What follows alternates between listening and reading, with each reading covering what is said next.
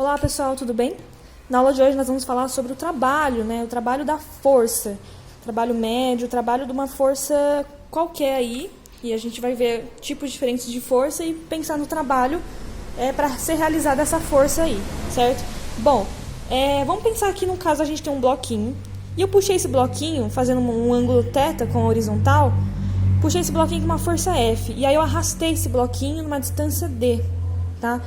Eu ocasionei um deslocamento desse bloquinho ao puxar ele com uma força F. E aí desloquei D.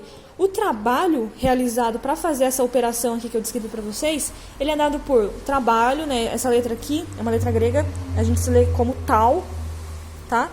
Mas é trabalho, a força aplicada vezes o deslocamento causado vezes o cosseno do θ aí, desse ângulo aí que a força está formando com a horizontal, certo?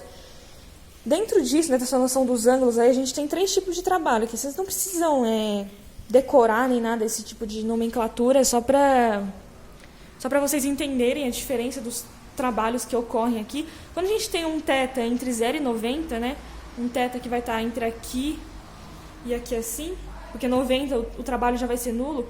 Quando a força ela é perpendicular ao deslocamento, o trabalho vai ser nulo. É como se a força que você estivesse aplicando não tivesse, de fato, ocasionando essa movimentação. Ela não é a força, não é essa força que está perpendicular que está fazendo o trabalho. Então, pensa assim, você foi numa feira e está segurando uma sacola cheia de fruta, certo? Você está fazendo uma força ali para segurar a sacola, certo? Só que veja, você está andando, né? Você está se deslocando. Só que no fim das contas, essa força que você está fazendo para segurar a sacola e você está se deslocando, ou seja, a sacola está se deslocando, essa força não está realizando o trabalho, porque essa força está perpendicular ao seu movimento. Você está puxando a sacola para cima, você está se movimentando para o lado, né? Andando. E então, essa força de puxar a sacola não é a que está realizando o trabalho ali, tá? Então, quando a força está perpendicular ao sentido aí do deslocamento que a gente está causando, o trabalho é nulo. Se o trabalho está entre 0 e 90, a gente chama de trabalho motor, né? Como se fosse um trabalho mais ativo. E o trabalho resistente é quando você tem um ângulo entre 90 e 180, certo? Então é isso. E pensar também na ideia de trabalho negativo, né? O que é o trabalho negativo? O trabalho negativo, se a gente encontra um trabalho negativo, quer dizer que esse trabalho está atuando para reduzir a velocidade desse meu corpo, tá? É um trabalho, se ele é negativo, quer dizer que ele está se opondo ao movimento. A força não está contribuindo para o movimento. Tudo bem? Beleza. Pensando nisso, agora a gente vai ver a noção de trabalho com uma força variável. Aqui, né, isso aqui é quando a gente tem uma força constante, uma força que não vai mudar ali, tanto em direção quanto em sentido e o valor dela, né, a intensidade dessa força, certo? Mas a gente pode ter uma força variável, e não um variável linear aqui, como eu coloquei no gráfico, mas um variável, né, uma curva, uma coisa que varia aí sem ser de uma maneira linear, que nem eu coloquei aqui. Mas, de qualquer maneira, quando a gente tem, então, uma força variável, muito provavelmente o exercício, né, ou o lugar aí que você estiver vendo sobre essa ideia aqui, você vai encontrar um gráfico.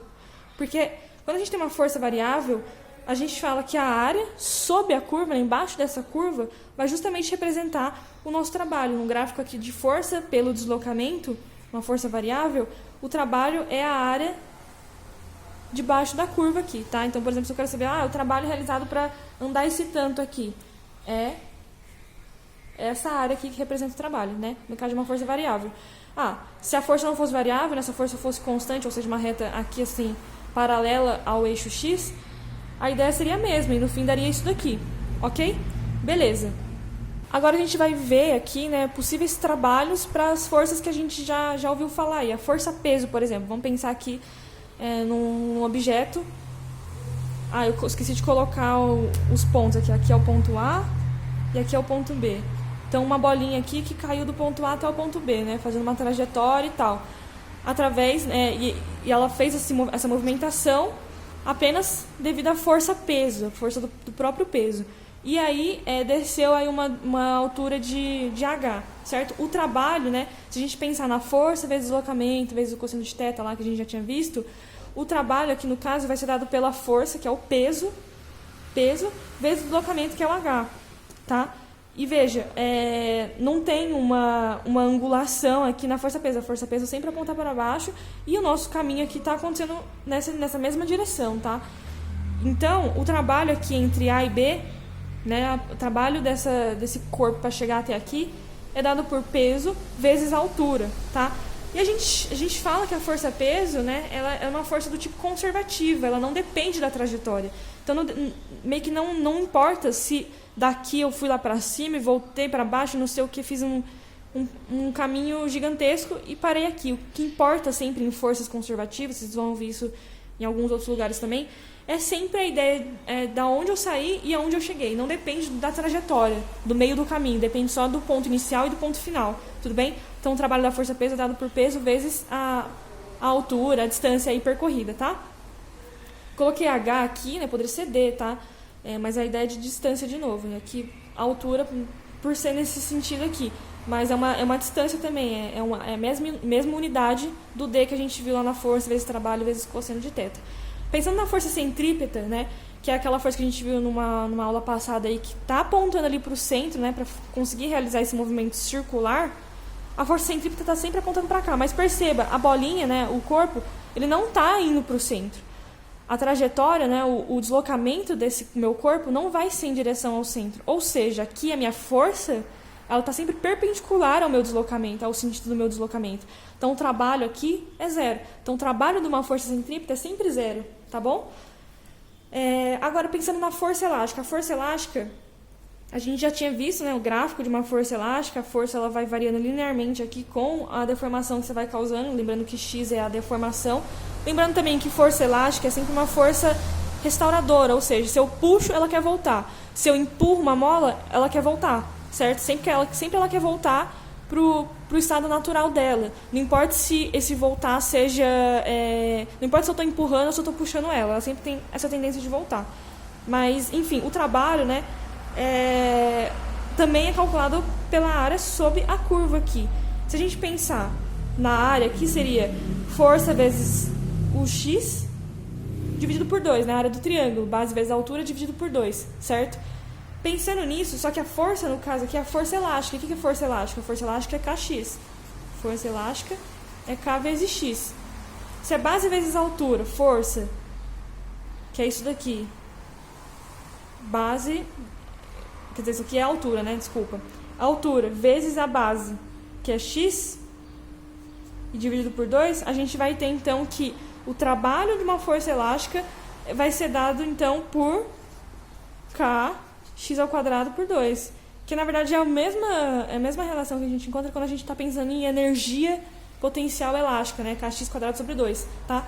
Vem aqui dessa noção de área sobre a curva, que no caso aqui a área do triângulo, tudo bem? Aí, para finalizar aqui, a gente parte para a noção de potência de uma força. A potência, né? A potência, né, potência, toda vez que você for pensar em potência, não importa se é aqui na parte de mecânica ou lá na eletricidade, a potência é sempre uma ideia de uma energia, né, um processo que existe um fluxo de energia pelo tempo gasto aí nesse fluxo de energia, tá? Você pode estar ganhando, pode estar perdendo, mas a potência tem a ver com essa noção de um fluxo de energia em um determinado tempo, tudo bem? E a gente pode pensar na potência também, a energia sempre está relacionada a essa ideia de trabalho. Inclusive, esqueci de comentar lá no começo, né? Eu pulei aqui. A unidade de trabalho é joule, tá? Chamou-se de joule o que a gente entende por Newton vezes metro, tudo bem?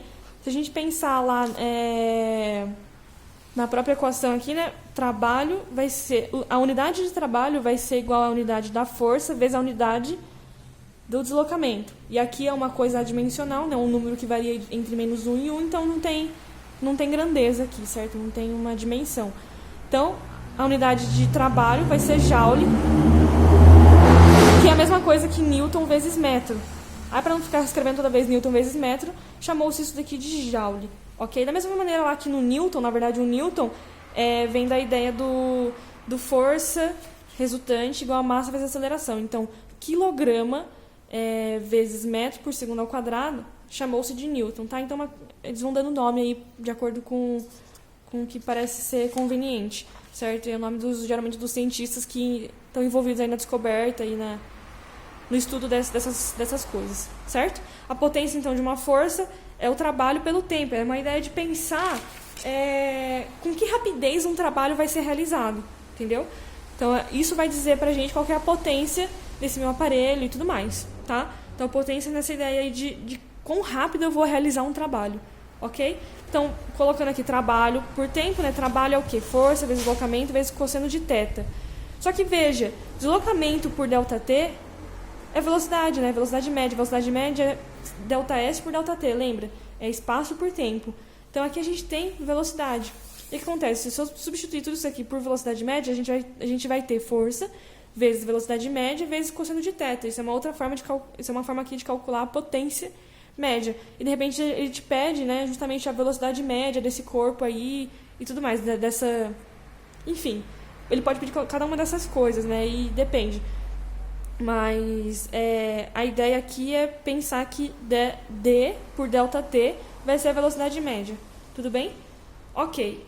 Só para vocês ficarem espertos de conseguir destacar isso caso o exercício fale sobre velocidade média e você fala, nossa, mas aonde que eu tenho velocidade média aqui? Aí você tem que lembrar desse pedacinho aqui. Tudo bem?